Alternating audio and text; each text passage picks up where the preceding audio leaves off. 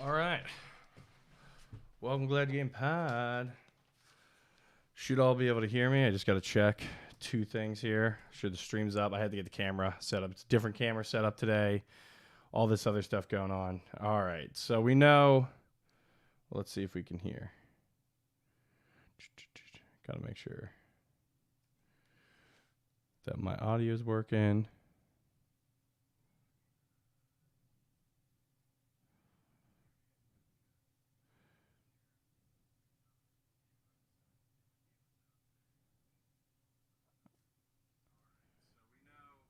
All right, that sounds like that's going good. Okay, cool. Right, all right, great. What's up, everyone? I got chat up in the one. I'll try to read it. So, welcome back, or we're back. Welcome back for you, and then back for me. We're welcoming each other back. It's a team effort of welcoming. So we're back, 2022, baby. Like it, love it. I'm probably just gonna call this season 3 because we were just renaming the seasons all over the fucking place, and we're just gonna go. This feels like a season 3, right? Yeah. I think it's also like a good day to come back. We tweeted out that we were coming back today. A couple days ago, had no idea what the news was going to happen today. So pretty crazy. We're going to have a new schedule. Going to be recording on Tuesdays. The new one's going to come out. The episode will come out on the podcast on Wednesdays. So if you missed us, that's where the new schedule will be. Just keeping an update there. Just kind of works better for my schedule. As you can see, there's going to be a lot more solo pods as well this year. Sage just needs a break. I get it. He's got his own life, as I do, but I can't leave you all behind. I love you too much. And honestly, I just find myself getting all these fucking thoughts in my head that I need to get out of my head. And this is just like my catharsis of doing that. It's just how I can get the rage or potentially excitement out, which there's definitely a little bit of everything today, but not rage, because I'm a happy person. All right. So thanks, everybody. So that's kind of what's going on with that. So what should we jump into? Any big news? Well, there's two things I wanted to talk about prior to this whole Xbox news. So I'll start with that, and then we'll kind of the rest of the show. I'll see if I can try to do the hour. I'm going to talk a lot, and we're going to see how long that talk lasts. All right. So what have we been up to? So one, I heard there's some leaks that Mario Party 9's popping out, which I'm pretty excited about because I love all the Mario Party games. It seems some details have leaked online. I know this is from last week. We just haven't been here for a little bit, so I want to kind of get it out there. So that's pretty exciting. It looks like some stuff is going to come out along with a Mario Kart 10. So we got Mario Party 9 and Mario Kart 10 / Crossroads. It looks like it's going to be called. So that's pretty exciting to also see. Or maybe I'm talking about Mario Kart 9. I'm all over the fucking place. No, there was a new Mario Party too. See, this is why when I don't, and it's just me, I need to have like a second person in my ear. Got nobody in my ear, it's just me. But we're making it work. We did a ton of solo last year. So new Mario Kart. I'm also just trying to fill time before to talk about the longest. Fuck it. We'll just get into it. All right. So, well, actually, before that, I got one more thing. Another thing I've been living and breathing, which is what I thought was going to take up most of the podcast today. It is not going to be, is Unreal Engine 5. Your boy's been back heavy in the game dev, is spending, like, when I get off work for 4 or 5 hours a night almost, back in game development, also on the weekends. Probably for the last 2-3 weeks, I have a first-person game and a third-person, just kind of messing around. It's all stupid shit right now. Testing on my keyboard and the Xbox controller, which is pretty fun, but I'm specifically excited because it's Unreal Engine 5, right? So what got me into this is, one, it's been a while. It's been, since I've been back in the game, and I missed it. I missed developing and kind of creating that world and really kind of driving it home. So my goal is to kind of get a couple betas ready February, March timeframe, and just kind of see where it goes from there. I'm still kind of, the reason why I have a first person and a third is I literally can't decide. Same game. I can't decide between the type of game I'm making. So I'm almost like hedging my bets on both, which is not a good idea. So I'm eventually going to have to decide, right? So we'll see. Maybe I'll decide during the beta, and then I can focus all my efforts. But the one thing I want to say is Unreal Engine 5 is fucking awesome. It is so cool. The stuff you can do in it, the fact that it handled such larger assets, so you really can do 4K, 8K, like 12K assets. I'm not doing any of that shit. Also, I'm a terrible artist, so I'm either using like license-free stuff, meaning like I'm allowed to use it in the game that's sellable, or buying assets that then make me the owner so I can use those assets, because I can't make shit. So anyways, I really like it a lot. I used to always be a Unity guy, and I was just kind of curious about Unreal. I never got an Unreal 4. I was curious about 5, and I was hearing a lot of good things. And I don't think I'm ever going back. I mean, I think Unity has a ton of help and tutorials out there. Unreal has just as many. They even have a whole like learn section where they teach you things. The Udemy has a bunch of courses as well. If you're not used to it, I grabbed one mainly because I was familiar with Unity, but I never used Unreal. So more just like, how do I get my head around this? Because I was normally just writing C# code. In Unity, and I haven't done C++ in a while, and Unreal has this blueprint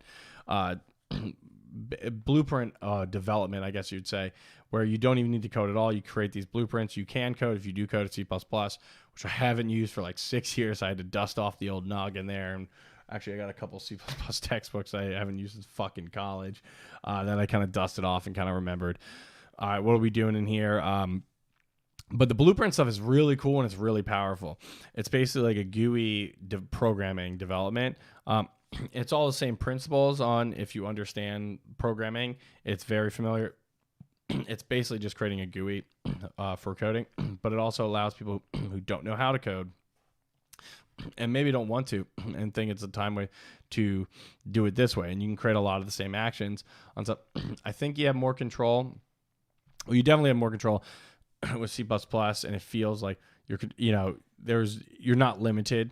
But I will say the options in the blueprint, which they have this on Unreal 4 as well, is quite extensive. Like, it's pretty much like everything you can do. I haven't found one thing. I'm just saying I like more control over every little aspect, and C++ always gave me that, and that's one thing I missed about not doing that. I mean, who doesn't love like being a crazed memory manager? And that is the lifeblood of C++. So it was nice kind of jumping back in that.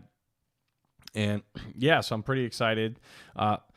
There might be some glad you game little hints in the game, but not enough that it kind of distracts from the overall story. I'll kind of talk about that on another episode to kind of see where everything's going.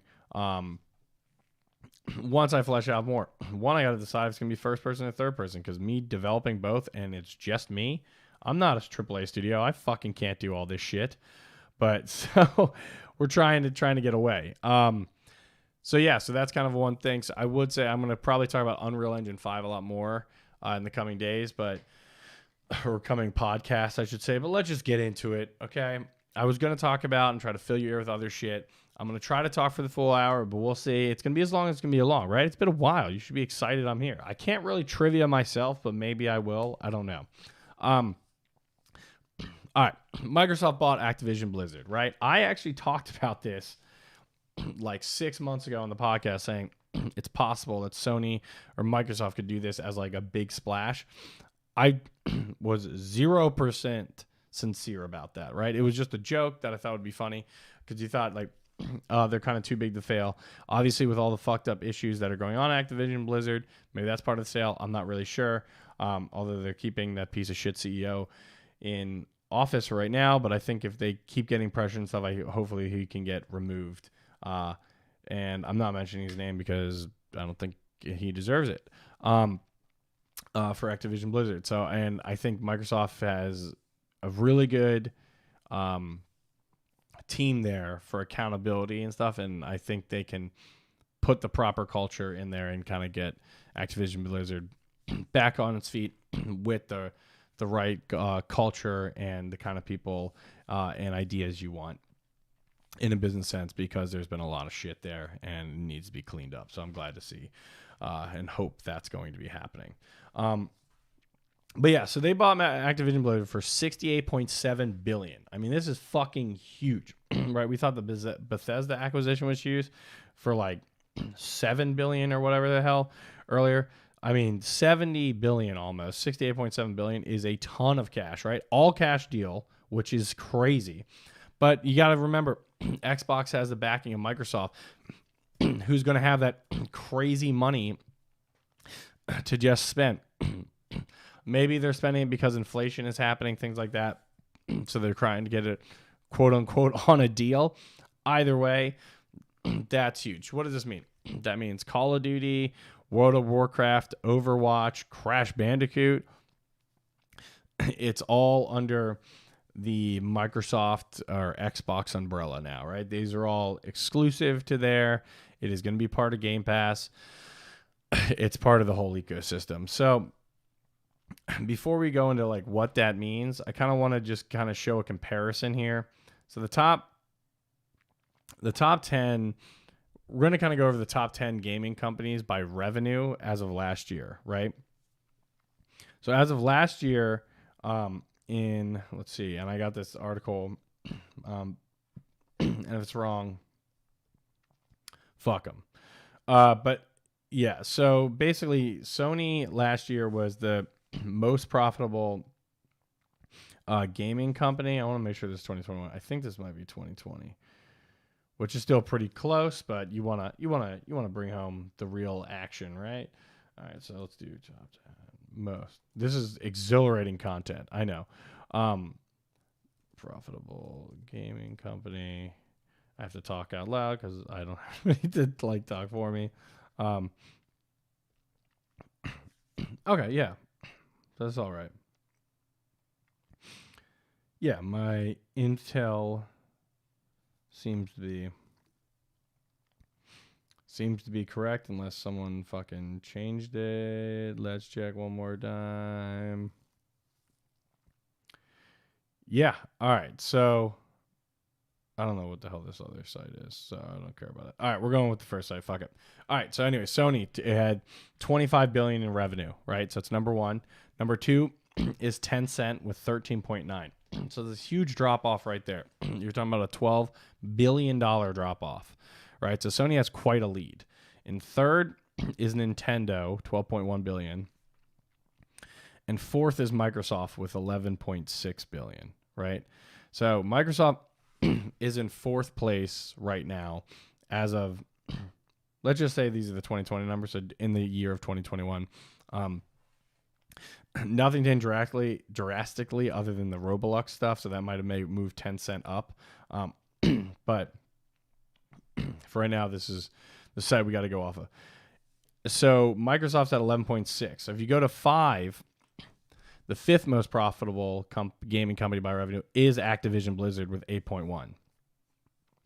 So they just bought, Microsoft was one rank ahead of these guys, and they're like, hey, we're going to buy them and really kind of take over the envelope. So that is one point to just add up if we're just doing this by revenue, right? How much money they're pulling in.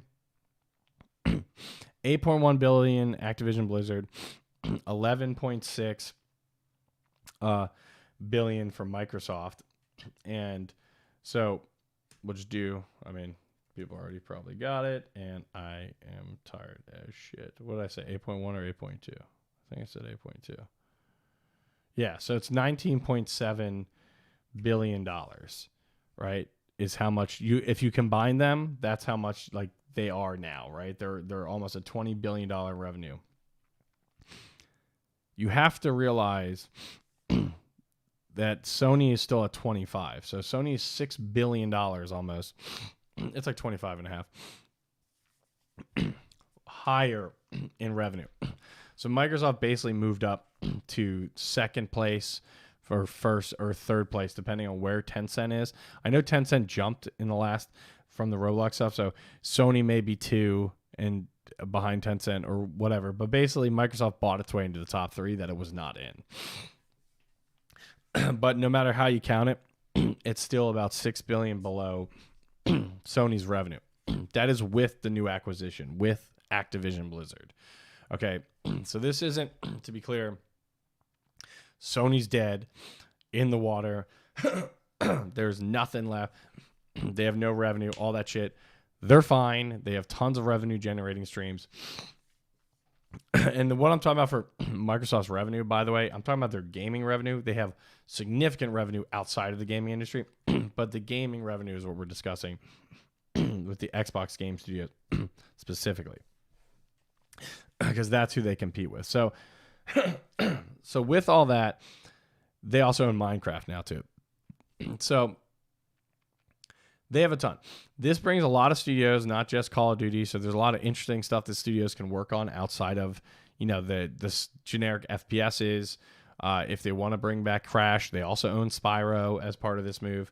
There's a lot of cool stuff, or maybe new IPs, right? This is a massive, massive purchase. I mean, what's going to happen with World of Warcraft, right? So, but what we can say, based off the Bethesda acquisition, these are all going to be exclusive. Warzone may stay multi-platform because it's kind of like that free-to-play open source thing like Fortnite is. But the Call of Duty game and potentially new items and all that are definitely going to all go Xbox by the time this deal is sold. So this deal we got announced today, it's probably going to get signed in the next fiscal year, which technically the 2023 one will wrap during this year, or it's going to wrap next year. But let's just say everything's done by the end of 2023 for sure.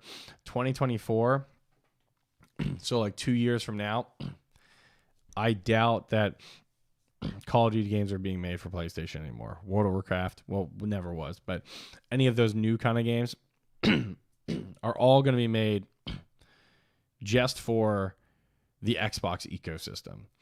And that's an interesting point, right? This is kind of what we talked about almost every episode. Game Pass was already the best deal in gaming, period. There is no competition. Sony's apparently with Spartacus making competition for this, but it doesn't exist today, right now in 2022. There is no competition for Game Pass.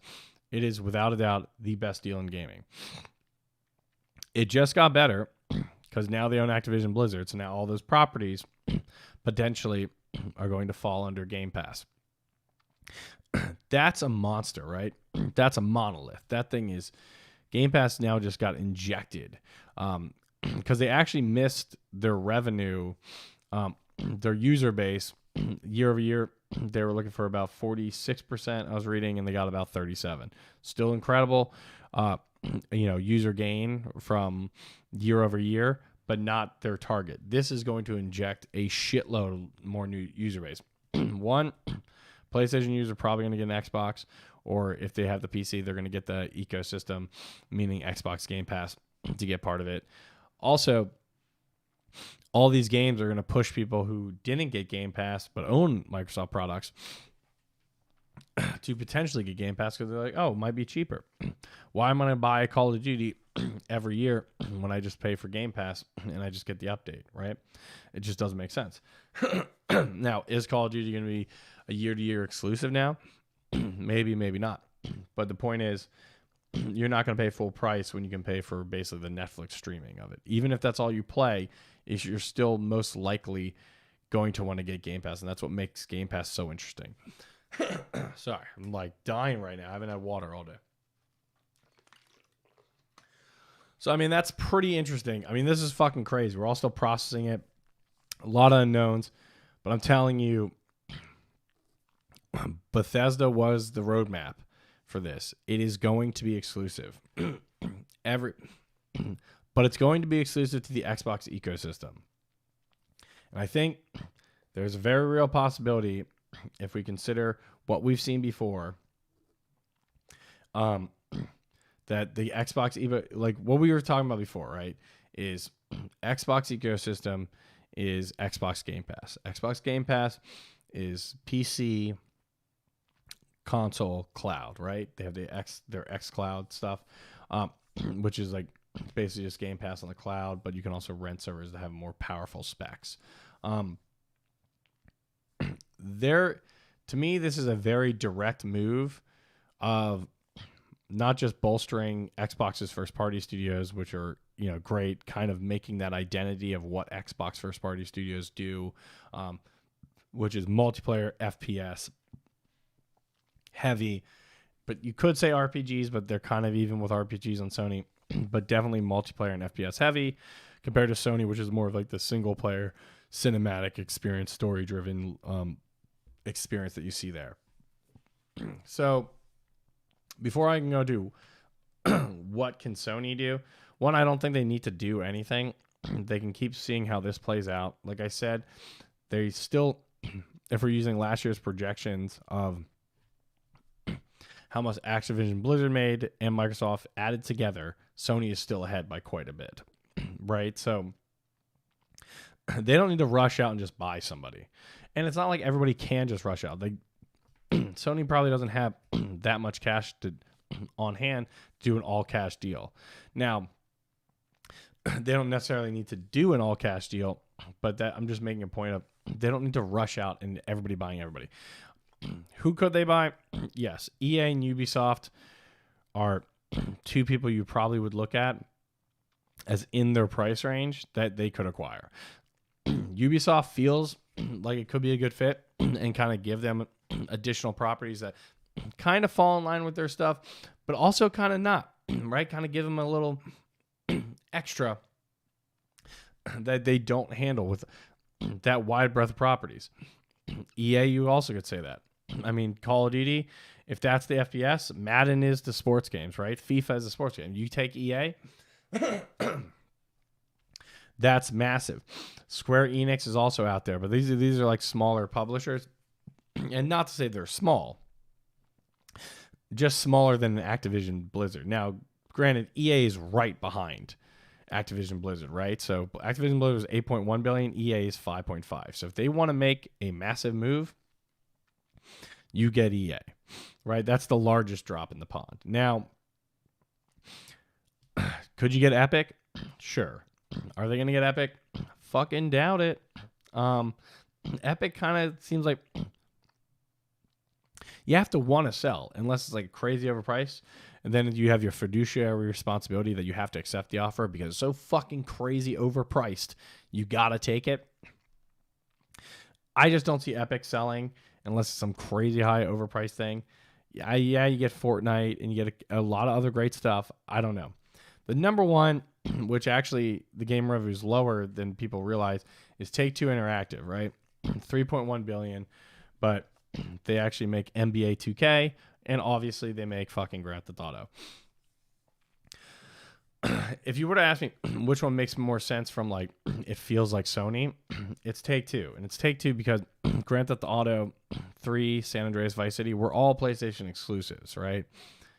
Grand Theft Auto feels like an exclusive to PlayStation, even though it hasn't been for quite some time. Why? Because it pretty much started that way. I'm not talking about 1 and 2 because no one fucking includes them in anything. 3 is what changed the game on that. So, but Take-Two also bought some people, right? For mobile development, which is something Sony could use help with. But they're also trying to grow their publishing gaming brand. I don't know. I think they kind of like standing on their own. But if Sony wanted to make a splash, it's really one of those three. Ubisoft would be the cheapest. They could get Bandai Namco. That's like your Dragon Ball Z fighters and things like that. I don't see that happening.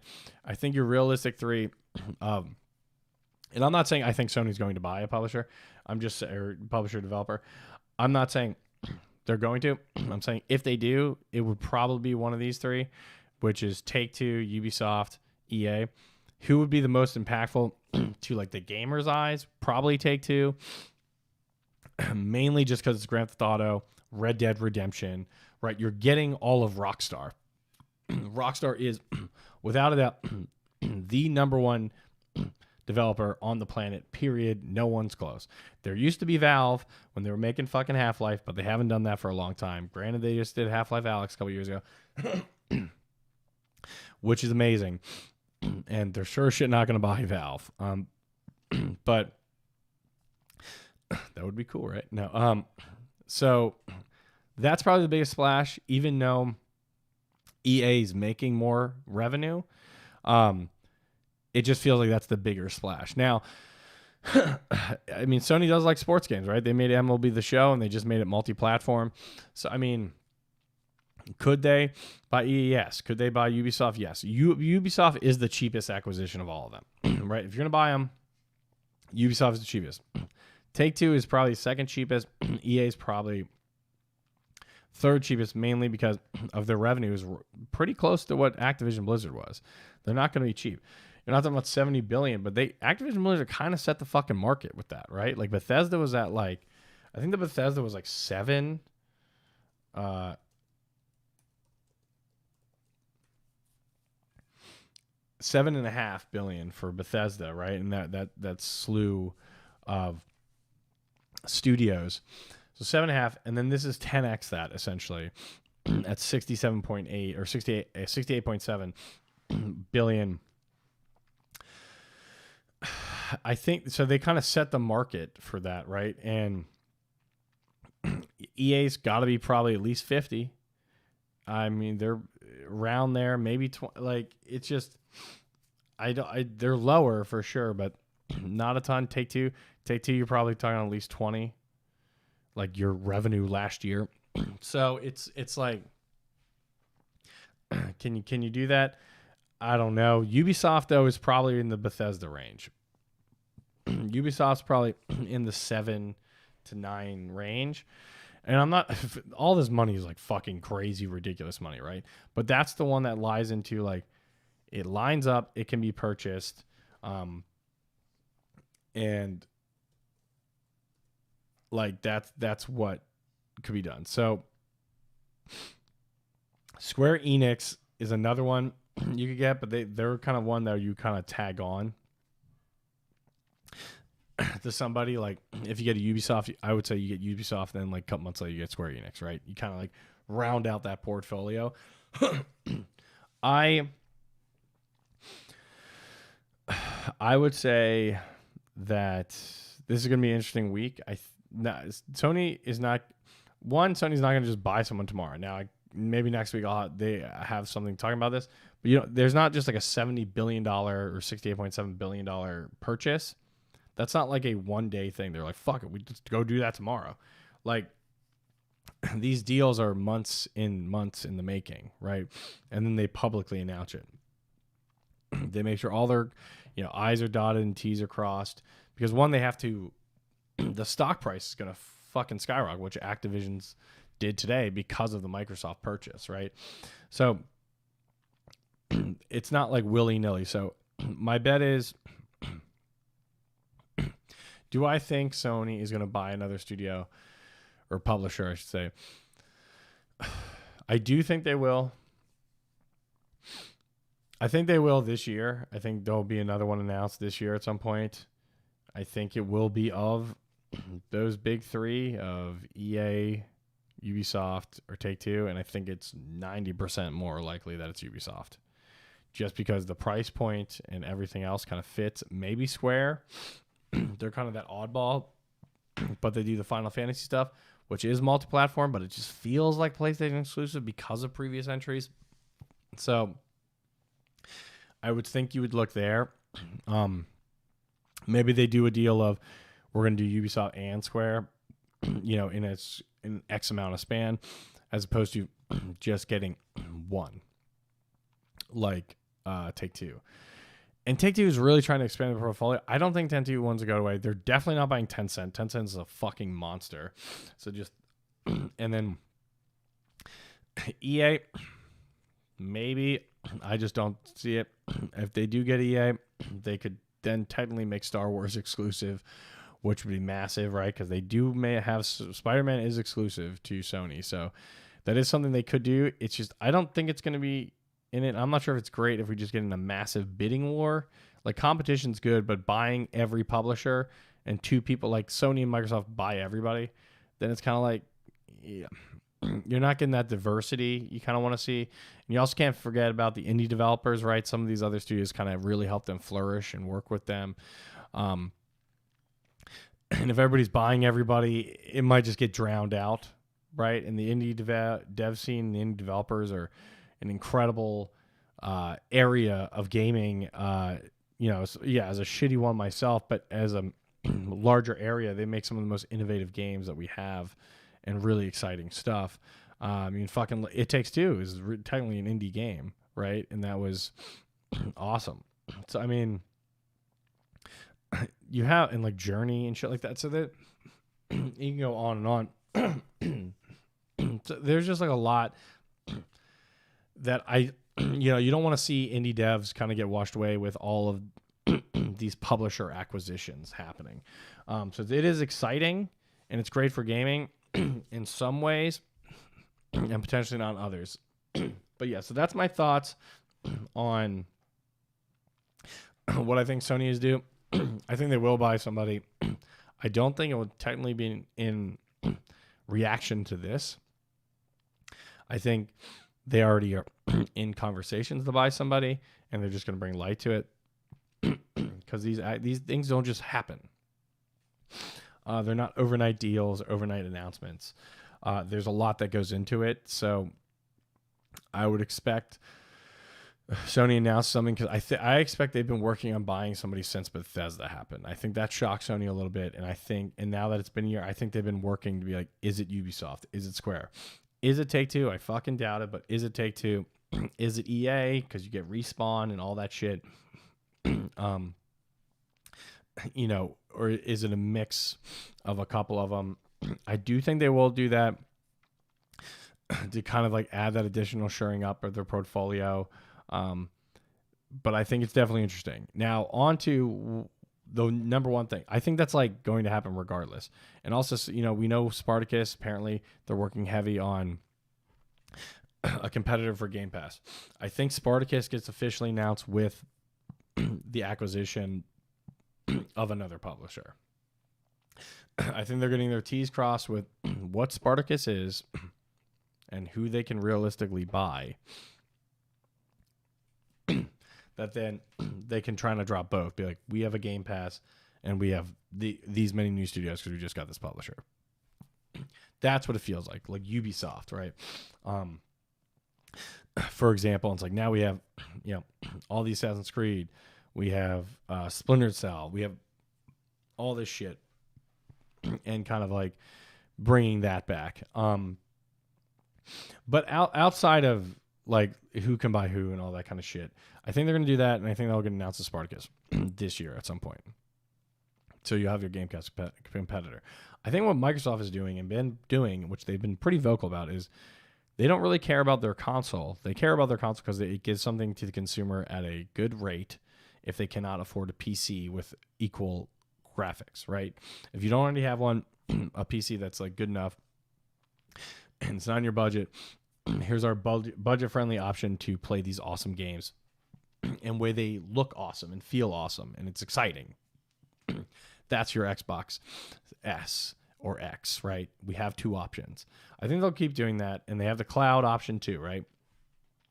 But with Game Pass, they've been untethering themselves from just literally the hardware, and we've known this for a while. That's why everything's day one on Game Pass. So you can play it on PC day one, on the cloud a lot of times day one, and on the console day one. So it's kind of like, what do you want to fucking do? Just play it on one of them. But you're playing through Game Pass. That's our way of holding it. That's really where our money we want to come from. That's where we want to drive all of this, because we get you in, and once you're in, you're in. It's like being an Apple person or something. Like, oh, I got an Apple Watch, I got an iPhone, I got an iPad. You're just kind of in the system, right? And they're definitely gonna hike up prices for Game Pass. They're gonna have to. It's not gonna happen immediately, but it will happen probably at the end of the year when these games really kind of come in, because they have to kind of like, handle the additional revenue that they're spending. But what I think the most interesting thing is, because they're doing that, it's really getting treated as a service, because Game Pass is really just it's gas, right? Games as a service. And it's going to be like kind of like Netflix, where it's like Netflix is agnostic to platform. It's just that's the thing, the service you own to play or watch things on. I've said this a lot. I've said this a lot last year. This has more convinced me, like almost 100%. They are going to try to sell Sony on Game Pass, being like, let us put our service, our app, our Netflix on your hardware. Because not everybody needs to use it, right? It's going to be deployed as container-based deployment, right? So it's like you have the basic hardware. The OS is agnostic when you do it that way, which I'm pretty sure is how that service works currently, or they could probably retrofit it to work like that to handle on a PS5 installation. The reason why I think that is because it's like, where are you going to get these extra users? Yeah, you're getting more users because you bought this company, right? So people are like, I want to play these fucking games. I'll buy an Xbox. But you also want to be like, some people just won't buy the Xbox. Some people just won't spend another $500 on a console, right? They already got mine. I'm that's it. And they have this like crazy high user base target. How do you hit that other than buying a publisher? It's you deploy your service to other platforms. What's the biggest hit? It's Sony. And Sony might not care because it benefits both. One, it stops people from buying Xboxes because they can play Halo on a PS5 that way. So Sony's keeping their user base. Two, Xbox likes it because they're potentially getting 1%, or essentially are getting 1% of every PS5, right? Say X% of every PS5 owner gets Xbox Game Pass, right? Say it's like 20%, right? That's probably low, but let's just say it's 20%. That's 20% that literally doesn't exist today.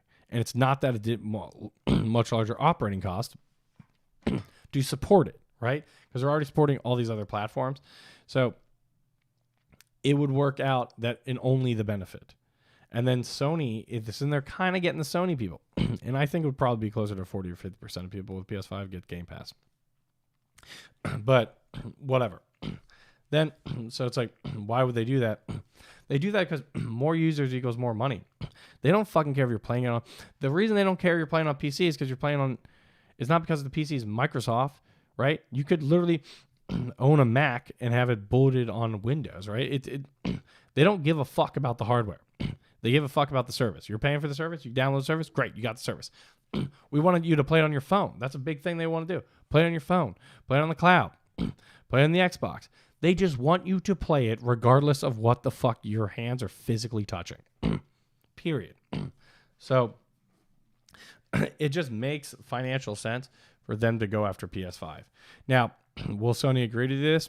I have no idea. Does it kind of go into what Phil was saying, Phil Spencer, the head of the CEO of Xbox, was saying before he wanted cross-platform bans, right? If you're banned on Call of Duty, you should be banned on everything. How would you do that? Well, if you're playing Call of Duty through Game Pass, that's how you play Call of Duty. When you get banned, you're banned on PC, cloud, Xbox, PS5, if it goes on PS5. Now you have that exact multi-platform banned to rid yourself of that toxicity that he was talking about. All of this shit seems to line up, and it just I've worked in this like in software development and engineering for the last fucking 2012 years. So I've seen a lot. It makes a lot of sense. Like I don't know these companies specific. I mean, I know them because they play games, but I don't know them from like a work thing. So it's all speculation. But my point is, it just seems like that is where all the arrows are pointing. It financially makes sense. It's a clear roadmap. And when they do it officially, it's gonna be like, yeah, no shit, this is what they're doing. So I think Sony is just gonna be up to Sony if they want to play ball. And technically, they could do the same thing. Spartacus could go to have a Spartacus PC, right? And Spartacus Xbox. You want your PS5 exclusives on your Xbox? Boom. And then it really just comes down to console preference. It's like I just bought the Xbox because I liked it had a better graphics card, or I bought the PS5 because it had a better hard drive, or whatever. Because they're almost negligible. It's like I bought it because I like the DualSense. I bought it because I like this. It's like great, but if you want to play those games on it outside of just buying it, you have to get the X service, right? The Game Pass or Spartacus. And they'll be like, okay, cool. And I can play it. I mean, then you're playing God of War on Xbox, right? And then you're playing Halo on PS5. And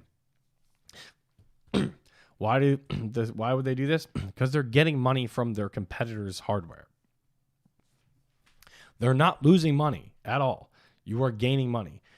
Now, the only thing that also could happen is Sony allows Xbox to go on Game Pass, or Xbox Game Pass on PS5, for example, and they don't put a Spartacus or a Game Pass competitor anywhere else, right?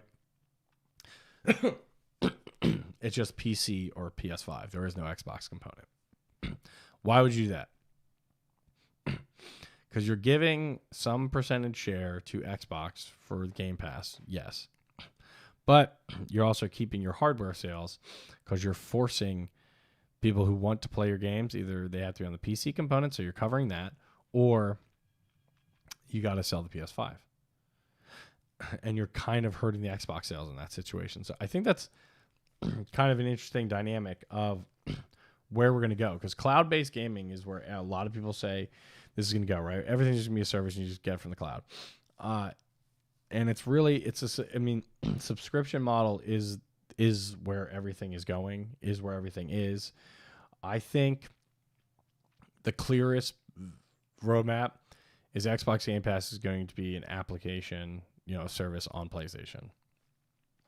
I don't know if PlayStation is going to have a competitor on Xbox, but it feels like that's where this is going, and this purchase feels more like that because they didn't spend $70 billion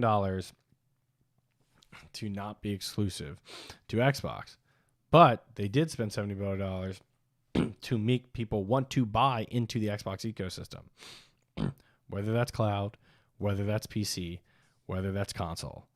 And it says console. It doesn't say Xbox. And I think that was always part of the marketing is we don't fucking care what console. It is just console-based gaming. That's how I see it. So I think the recap, I think Sony will buy a studio. They will have a competitor. Spartacus is going to be a competitor, or, marketed as a competitor. I think they'll announce both either the same day or roughly close to each other of a purchase of a new studio with that. But I think they're doing that to kind of more shore up their portfolio, not in the combative sense to this. And I think Xbox did this to obviously shore up their portfolio, really expand, and really get significantly more user demand and injection into Xbox Game Pass, which is agnostic to operating system, agnostic to platform. And I think that Game Pass is going to end up on PlayStation. And I think it's going to be a lot sooner than people realize. I think we're talking end of this year, end of next year. Yeah, that would be my bet. It just makes sense. And people are like, they're not going to make something exclusive and give it to Sony. They're not giving it to Sony. They want you to be in Game Pass. They don't fucking care where that is. That's why they put it on PC. They're not getting hardware revenue from PC. Microsoft doesn't build the fucking PC. They build a lot of the OSs, right, with Windows, but they're also not getting monthly revenue from that. It's a one-time thing. They want monthly recurring guaranteed revenue. How do you get that? Subscription service. How do you get more? You expand the base of the subscription service. It lines up. Does Sony want to play ball? I have no fucking idea. But that's, to me, if I was a betting man, and I definitely am, I would say that's where we're going. So let's find out. We'll keep going. We're back next week. It's nice to be back. Love it. I don't know how long this one was. Sorry if it was shorter. Like I said, it'll probably more so. It's gonna be a lot of solos. I actually did a pretty good amount of time. And yeah, it's good being back. Feels good to be in chair. Got the visor game back, baby. Maybe I'll trivia myself with NPDs next week. I don't know. We'll see. But thanks everyone. I appreciate it. It's good to be back, and I'm excited for another fucking awesome year of gaming. And we got February coming up, which is dropping 20 fucking awesome games for PlayStation and Xbox and PC. We just got a lot of exciting stuff happening. And I think this is the best way to come into 2022 and bring the heat. So love it. Keep gaming. Be glad about it. And see you. Bye.